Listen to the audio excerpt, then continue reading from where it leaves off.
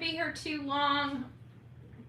Delilah knows she's flipping out. She saw me packing my bags, so she's stuck to me like glue right now because she's worried that I'm leaving, which I am.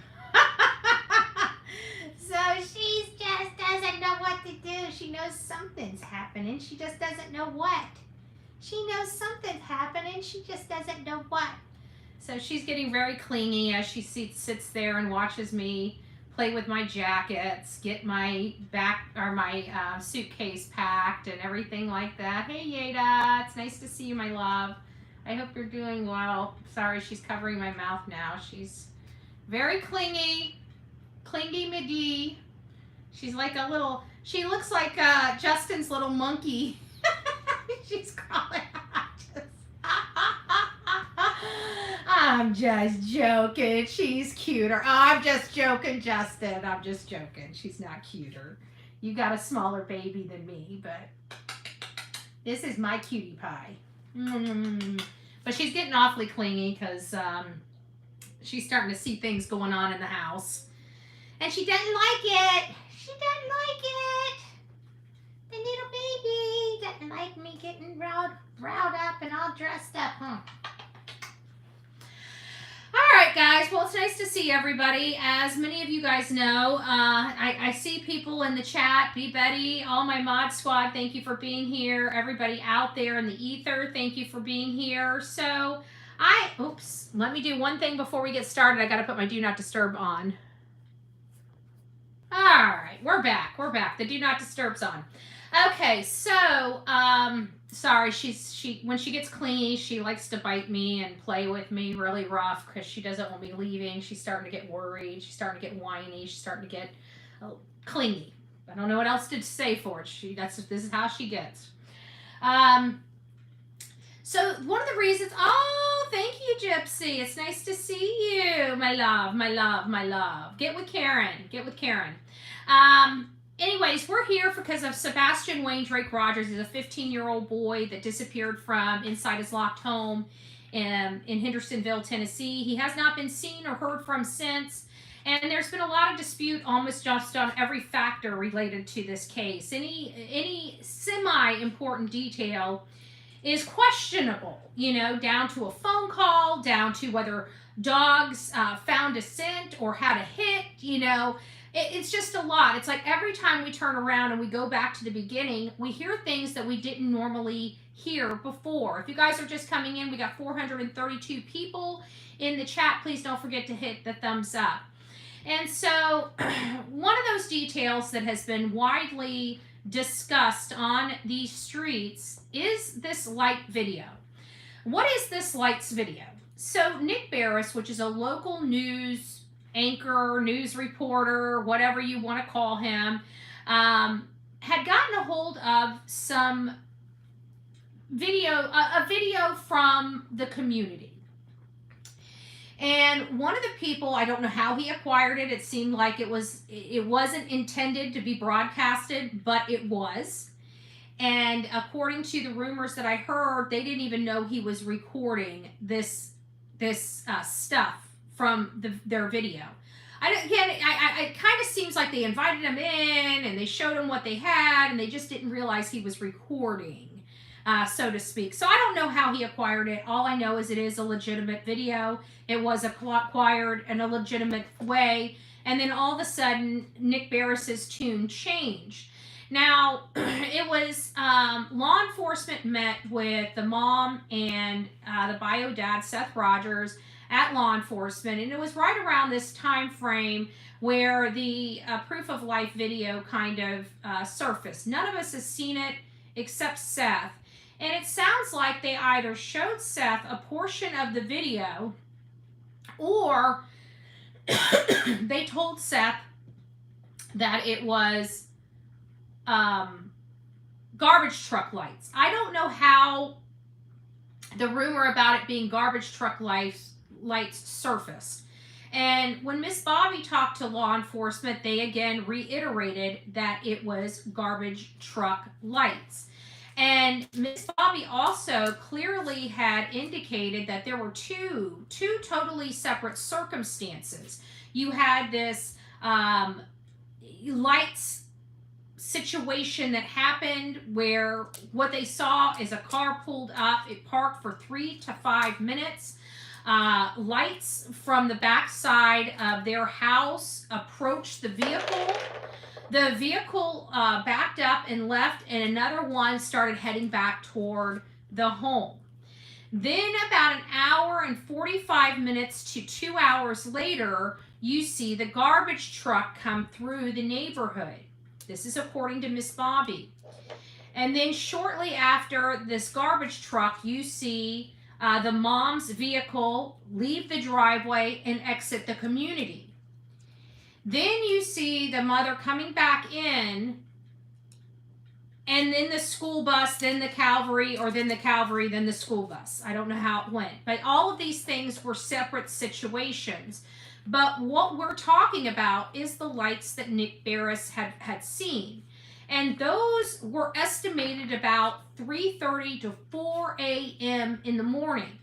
And law enforcement, although they're not going public and saying that these are garbage truck lights, they've let the rumor be passed around that they're garbage truck lights and have told their people to, if people call and ask, they're garbage trucks, but they're not willing to put that in the newspaper or show the video, show where the garbage truck is.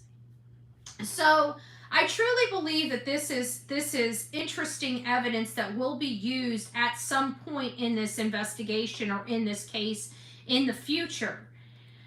But just to diffuse all of the information related to whether or not this garbage truck existed at that time frame, and many of us know that the answer is no. It's not that we had to pick up the phone and call and stuff, just logically, it's a no. Most people aren't there at 3 o'clock in the morning, or if they are, they're not allowed to go out. They're checking their truck, they're cleaning their truck, they're emptying their truck. Maybe something like that. That might be a plausible explanation. But typically these guys are not in their truck at 3:30 in the morning. And if they are in their truck at 3:30 in the morning, they're probably commuting from a really far place away to be at their location at the time that they're supposed to be there. So this has been a contentious and a hold-up point for a lot of people as to whether these lights at 3:30 to 4 a.m. could possibly be a garbage truck. I personally believe Miss Bobby. I don't see where that woman has any reason to deceive the public about whether or not that was garbage truck lights in that video. I'm also trusting my own common sense and my own knowledge of videotaping, because it's what I do with a lot of my time out in the field is record. So I'm very fluent with shadowing, shades, lights, angles and things of that nature, just in the business that I conduct. So I know, and not only that, I was out there, back in June. I got that very video from my own camera. I put it up on a 9-foot phone. I have a phone tripod, kind of, sort of. It's like basically a long stick with a little tripod on it, on the bottom this big. And I'm like, why didn't they make this the bottom a little bit more sturdy? But it goes all the way up to 9 feet. So I stayed on the public property, the road, and I put my my phone up there and recorded what I could record, what I could see. And I lined it up with the angle as well as the height of the camera on the house to see where these lights came from. And it's very clear where the lights came from, and it came from the common areas coming from backsides of homes. There is no possibility of that being a reflection of some sort, because you would have seen if it was a dump truck going in, or excuse me, not a dump truck, a garbage truck going in, and it was somehow some type of reflection or light, where are the headlights and the brake lights of this alleged garbage truck? You never see headlights or brake lights of this garbage truck anywhere in that video to even produce a glare. But you do see a vehicle that's there that ends up turning on their lights. Whose vehicle is that? I have no earthly idea. But then as I'm doing some research this evening, you know, I've had quite a busy day today. And so I was doing a little bit of research, and I came across somebody that went a step further to corroborate or find out whether or not this is the garbage trucks could be a possibility. And so I wanted everybody, oh, thank you. Thank you. Who is that? Oh, Brittany J, it's nice to see you. Hey, love, keep up the amazing work. You too, my love. You too. Oh, people are up in here. War Damn Eagles up in here. Oh, hey, everybody. It's nice to see you. So then, you know, I come across this, and this young lady is doing some fact finding, and I thought I would share it with each and every one of you. Hey, Guidance, it's nice to see you. It's me, Jen. Lisa B, always. Grace upon grace. Hey, everybody. It's nice to have you. Don't forget to hit the thumbs up button. We have over 750 people and only 179 likes. Wah, wah, wah, wah. Guys, it's Bullhorn Betty time. Get those likes up. Good gracious, you stingy people. It's free to give a thumbs up, okay? Quit being so stingy with them. So anyways, I thought this was very important. This caught my attention. And this is just another check mark in the box of there's no way in the world that this is a stinking garbage truck. Let's listen to what this young girl found. Before I do that, I want to say that I'm not pointing fingers at anybody, and I'm not pointing fingers at anybody. I'm not calling anybody a liar. I'm not calling anybody a liar. I'm keeping all of my own thoughts to myself. I just want to leave this here for everybody else to form your own thoughts and opinions. So back in March, my friend Seth called the Hendersonville. This is not the Seth. This is not our Seth. People and spoke to them about sound ordinance, and that included garbage trucks are not allowed to be out at 3 a.m. even if it would be a special pickup request. So I just Googled this for the point of this video, but we didn't record the phone call, but you can call them and talk to them yourself. And I'm only posting this related to the flashlight video where it was said that it is possibly a garbage truck. I'm not saying it is a flashlight, and I'm not saying it's a garbage truck. I'm not saying either of those things. I'm just saying if it is neither of those because of this, then they were possibly headlights, which would equal another vehicle on the road. I just want to leave this here for everybody. Form your own opinion. So there's a noise ordinance as well that would prevent, good gracious, there it is, that would prevent a garbage truck going in there at that time of morning. So the idea that this was a garbage truck, there's no way. There's absolutely 0% chances that this is a garbage truck. But we all know those lights weren't a vehicle either, because we found the vehicle that was captured in the image. And let me get there, and we'll go through the image, because many of you guys have already seen it, but some of you guys are new to this case or new to me in general. And we did an overlay of this vehicle that was found in the image.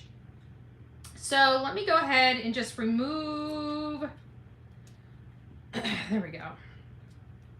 Let me remove that. And here is the image of the vehicle that was seen. So there are the front headlights. This is the back right here. You see the light, the brake light? So this is the back, this is the front. There is the vehicle. There's the infamous unknown vehicle that evening that Miss Bobby said that this vehicle pulled up on Stafford. It sat there for 2 to 5 minutes. The lights come to the car backs up and exits the community. One of those lights go back toward the house. That's what we know. Who were those people? We don't know. I have my suspicions, just saying. But in the grand scheme of things, we don't see people's photos. We don't see people's faces. All we see is little blobs. And we got to put the pieces of the puzzle together. But, you know, our pieces of the puzzle are much different than, say, law enforcement's pieces of puzzle, because they need actual concrete evidence, not just circumstantial evidence. Yes, they know there was light sources going on the outside of the house, but they have to have some circumstantial evidence to identify who they were. And in all fairness, even though that little tiny blob looks like it's going to the backside of this child's home, unless we see this blob go inside the child's home, it is something that can be used later down the road, but it's not anything that can be wholly and stand on itself incriminating. I have a belief of whose vehicle I believe this is, and it's because of this right back here. You can barely see it, but it's this right back here that makes me feel like I've got it. See how lower the lights are and how higher these are? This is leaving me to believe that this may be a full-size SUV. For obvious reasons, I have a feeling of whose it might be. Just my opinion, and it's my opinion based on several different factors in this photo that I've gone over multiple times on other lives. Please check it out. I have an entire playlist dedicated to Sebastian Rogers, and I go on live or prepare a video every single day or multiple times a day for Sebastian Rogers. This helps keep his name out there. It helps keep him in the algorithm. But I find interesting information all the time that we didn't know before. We have our suspicions, but then there's those times when things, you know, just kind of fall into place just a little bit more. Or there's somebody on the fence that doesn't know. Oh, thank you, Patty. God bless you for that. That's on the fence that doesn't know, you know, what might be true and what might not be true. I personally never believed that those were garbage trucks, lights. And to know that Miss Bobby not only saw the video, but also argued with law enforcement, and when they knew that she knew that they were not garbage trucks, they stopped all communication with her. You know, they didn't want to talk about it any further. This is what they were told they're required to say. They say it, people don't believe it because people in that community have been talking. And whether they like it or not, and their community likes it or not, they've been having these conversations, you know, over the phone or at their houses and stuff like that, away from the public and away from the ears of the mom and stepfather. But it does sound like they were doing their own kind of investigation within their community amongst themselves. The way, you know, if you listen to how Miss Bobby was talking, it sounds like there were quite a few neighbors that were communicating with one another, sharing that information back and forth, and they were adamant that this was not a garbage truck. But there are still people online, despite all of the information to prove that this is not a garbage truck, are still passing around the misinformation that it is a garbage truck.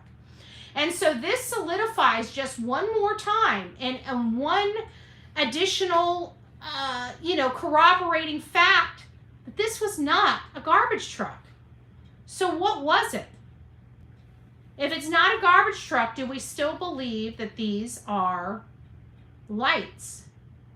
I certainly do. For me personally, after Miss Bobby's interview and after me locating the vehicle, I knew that what Miss Bobby was saying was absolutely 100% accurate, because I didn't find that vehicle in that photo until Miss Bobby had said there was a vehicle in that photo or in the video, and I went back and looked for myself until I found it. And then it was the way that camera was, you know, had the picture. It kind of had everything up like this in the photo, so I had to straighten the photo. And I keep wondering where their position truly is if you adjust the whole photo.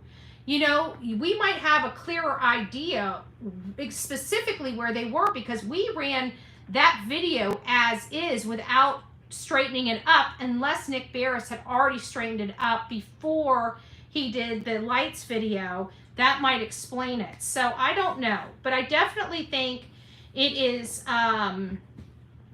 worth going back and looking at again. You know, are there any other things that we're not seeing in that video that weren't picked up by the naked eye? I don't believe the ruckus video, because I know that the lights came from inside the garage, not outside of the garage. So anything in that's causing any of the light source over there on that one house is being done on the inside of a garage. So I don't think that has any. I don't believe in the ruckus video, but other things that might be in that dark area where you see the lights from that video, there might be something more there, you know. But it definitely wasn't a garbage truck. And every time we turn around, we're finding more and more information that leads us to believe that that is one key element that law enforcement deceived us about. And if law enforcement deceived us about it intentionally, that means it is critical evidence that they did not want out to the public. And that might be a clear indicator as to why we saw this huge change in Nick Barris in his attitude in this case after it had been dropped. He really stepped back. He had a lot of opinions before this lights video. Lots of opinions. And he wasn't brash. I thought he was a good, strong, investigative reporter. And then he dropped this video, and I'm like, yeah, you know, finally we see a good investigative reporter. And then this whole 180 happened right after it, almost as if you could see he was chastised from work for dropping this, and they need to back off, and they need to stand down, you know, and backtrack a lot of the stuff. So it could have been law enforcement, or it could have been the angry, you know, mom and stepfather mob that probably threatened to sue them out of their socks and God knows what else. We know how angry that side gets and how they like to threaten people and, you know, things like that. So it's probably one of those things, but we saw an immediate change. So that's kind of what I've got for tonight. I want people to gnaw on that just a little bit. Now, I did challenge, while I have all these people in my chat room this evening, earlier today, this morning, I was running a live. And one of the things that I said is that a lot of this there's a lot of chaos going on in this case, as we're all aware. It's not like any of us that have been following this case is immune to what's going on these streets, right? Aw, thank you, me and you. God bless you. Let me go over here and see. I think I missed a few, and then I'll get over to my little message here. So I just want to thank, oh, wow, we got a lot. Gypsy, thank you for being a 3-month member. She says, landed. Hey, hey, hey, allegedly with Brittany. Keep up the amazing work. Thank you. You too. Patty's got the beautiful fox smiling. Our friend Peggy she's been part of the family for a while. She just likes this insane asylum. We've got Cinda. It's nice to see you. Gifted 5 Bullhorn Betty memberships. If you received your Bullhorn Betty membership, don't forget to tell Cinda thank you. Melanie gave some hearts. Thank you, my love. And me and you says, love the mods here. Look at that, mods. Look at that. I love it. I love it. The mods do work very, very hard here. So this morning, we started talking about, you know, the chaos and everything like that, and how I feel that Sebastian's name, oh, thank you, Captain Thorazine. we might need some of that here soon. No, I'm just joking. But I was talking about, you know, what can we do to, you know, get this case refocused back on Sebastian Wayne Drake Rogers. You know, we've got a lot of work here. He hasn't been brought home. We know that there are a few people in the community that know exactly what happened to this young man. But we have to work around the silence. You know, we have to still keep our eye on the ball and eye on the prize, which is Sebastian Wayne Drake Rogers, and finding ways to bring him home. And so what I was noticing when I do my research, I used to go to all these little groups, check out, what people are talking about, what some talking points, so we can kind of have a deeper discussion. People aren't having those deeper discussions anymore on any of the chats. And I noticed that a lot of my emails have kind of dried up, from conversations, discussions, thinking outside of the box, sending, ideas of places to search. All of that has taken a back seat to drama. And so I'm trying to find ways to ignite the true crime genre here on these social media streets to inspire them to get back to Sebastian Wayne Drake Rogers, because at the end of the day, his name is the one that's not getting the attention it needs, or getting attention by negative means, and we don't want that. I feel like all of this chaos is taking his voice away. It's not taking my voice away. My voice is going to be here for years to come. It's stealing his voice. And I really want to find ways, to get back to focusing on Sebastian, focusing on ideas of places to search, people to speak to, people that might have information, land, sea, air, where are these places? Do you know something? Say something, right? There's been a lot of people that are working around the clock to bring Sebastian home. And people are working around the clock to bring Sebastian home safely. We all know the statistics are against this young boy. And we've got people acting completely insane and making it about them and worried about their feelings. And we see it every day. We see all of this hate every single day. And none of that is helping bring this child home or advocate for him in any positive, meaningful way. So now that we have all these people here in this chat, how can we inspire everybody to get back to Sebastian Wayne Drake Rogers? Thank you, BHB, for everything that you're doing and spreading awareness for Sebastian. We want our baby to come home. Amen, SPED teacher. Amen. Amen. And that's the name of the game. Do you have ideas? Do you know where it's possible to search? All things are on the table. Many of you know I have no problem with people with maps. I have no problem with, working with somebody. All I ask is if you guys send a spot that needs to be searched, please send the full address, maybe some screenshots of, the maps. But give me a reason why you feel that this is a bona fide area to search for Sebastian Wayne Drake Rogers. Give some history to the reasoning behind it. That's all I ask. But I feel like the toxicity and the back and forth, everything, in my opinion, I don't need to, we don't need to have conversations on here. All that stuff's going to be worked out through court, right? The whole purpose of that is to stop the nonsense, right? And start capturing the nonsense. But at the end of the day, why is all of this even going on? Because it's hindering and distracting from Sebastian Wayne Drake Rogers. So why are we going to continue to allow it to distract and take away Sebastian's name? So if you guys have any ideas on how we can possibly turn this ship around,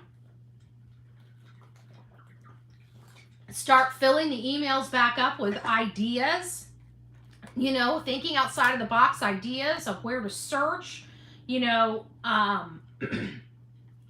ideas of human nature in a situation like this, getting back to talking about pickle bags and other things that we can be talking about. It's time to get back to that and really give this a go. Please reach out to me at bullhornbetty@gmail.com, bullhornbetty@gmail.com. We need to get this ship back to Sebastian Wayne Drake Rogers. That's what it's about. There are such huge teams right now, Sebastian's army, that are making huge contributions to this case. And so we need to start focusing back on maps. We've got to start talking about all those places that you guys thought there may be something there and nobody checked. Start going back into your brain and let's start putting pen to paper. Let's start putting pen to paper. We need to find some place to search for this young boy. If we take statistics tell us that this boy would have traveled within a 5-mile radius of his home. It's hard for me to calculate because some of it is rural and some of it is, like suburbs. And those have different statistical, mapping as well as far as how far to be away from the home. So I'm thinking 5 to 10 miles, 10 miles being maximum, that this child would have been able to travel. But I could be wrong, because if you calculate it, you can do basically 3 miles an hour, and he was gone six hours on foot. You're looking at 18 miles. You're already looking at him being outside of the radius before it ever even started. He could be anywhere. He could be closer than we think, right? We heard about Elijah Vu. Elijah Vu was a 2-year-old that disappeared from Two Rivers, Wisconsin, under suspicious circumstances, and people were looking for him. The area he was found had been searched multiple times by law enforcement, on horseback, on ATVs, as well as with dogs, and they could not find him. It took a hunting dog while some guys were out there hunting to stumble across Elijah's remains. So he could very well be closer than anybody believes. So keep looking out there, stay vigilant, keep searching every place that any child could have crawled into or have been placed into.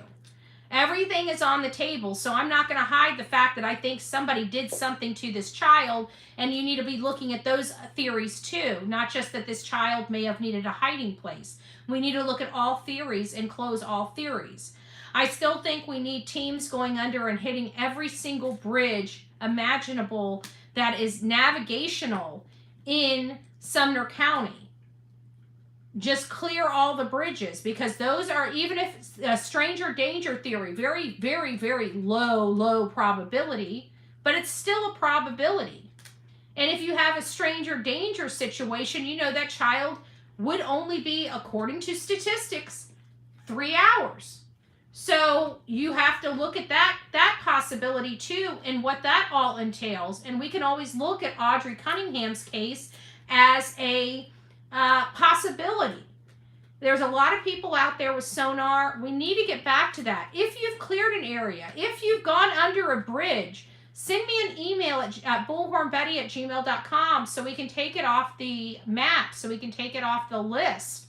But we have to start correcting this ship and getting people back on Sebastian's army and focusing on Sebastian Wayne Drake Rogers. At the end of the day, he is all that matters in this story, and bringing him home safely. And however we can do that, sometimes it's just sitting on here and talking about the case. We just need to keep his name out there. We have to keep his name out there, and we have to keep his name out in the ether. So I'm challenging all of the social media content creators to have constructive conversations about the Sebastian case and keep his name out there. Whatever topic of discussion you choose to, try to be respectful. Not just respectful of Sebastian, but respectful of other people as well. We all have our opinions. I'm not going to change mine. And when push comes to shove, those opinions will be known to everybody. I've worked very hard on this case to get to the place that I am. I've done fact-finding on this case. I have strong suspicions that something has happened to this child at the hands of his mother and stepfather. How that looks, I don't know. But that is my opinion. It will always be my opinion until we find Sebastian Wayne Drake Rogers. And what are some of the reasons? The reasons is the inconsistencies and flat out lies been told by them. Downright to the cleared, passed the polygraph test, you know, the lies about social workers being involved, the I was at work at 5:15 in the morning. I mean, I literally have 40 different examples of why I have my opinions the way I have them. But no matter how we look at my opinions, it's not bringing this child home any quicker. It's just not. But we have to start thinking with our head, our common sense, what our theories are, and applying that and getting that out. Because let's face it, it sounds like dogs in the area, and I bet you anything, we need to be looking in some areas. There might be places that you guys had brought up that are great places that were never checked. We have the dog, right? It sounds like, in that community. And if we can help him locate any leads that can bring this boy home, let's do it. Let's do it. So get the information out there. Let's keep everybody, all the good true crime creators, do a story about Sebastian Wayne Drake Rogers. Get those creative juices flowing again. Get people talking about the maps. Get people talking about locations. Get ideas free flowing in people, and let's get back to work. That's what we need. That's what Sebastian Wayne Drake Rogers needs. We need to get back to work. We need to find this boy, and we need to find him now. And I'm saying that. So if you guys have any ideas how to get back to work, how to, areas to look at, things that weren't taken seriously at the beginning. Do you remember something? Do you remember something that kind of fell off the radar? And it's just because it didn't pick up, but it's true? Start talking about that. Do you remember this conversation? Do you remember that? Email it to bullhornbetty@gmail.com, bullhornbetty@gmail.com. Any and all information. We're trying to locate this boy, okay? And I think things are moving along. I really do. I think things are moving along.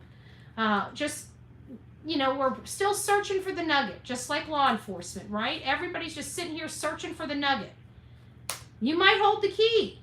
So get those juices flowing. Send me text messages on how to correct this ship and what we need to be talking about to help correct this ship. And if you have any ideas of searching and stuff like that, send those my way as well. bullhornbetty@gmail.com. Don't forget to hit the like button on your way in and on your way out. That's all I have for tonight. I wanted you guys to hear it for yourself. We already knew that we didn't believe it was garbage trucks, but we're fighting with a bunch of people that don't really do really good research. And then it's just like every time we turn around, there's more facts supporting that those light sources have nothing to do with a garbage truck. And so just a little more information to help those that are sitting on the fence finally come off the fence and realize they're not a garbage truck. All right, guys, rock it out with your coffee beans out. Don't forget to be fearless. If you see something, say something. An ounce of prevention is worth a pound of cure. And until next time, please be safe. But more importantly, kind to one another. God bless you, and we will see you soon.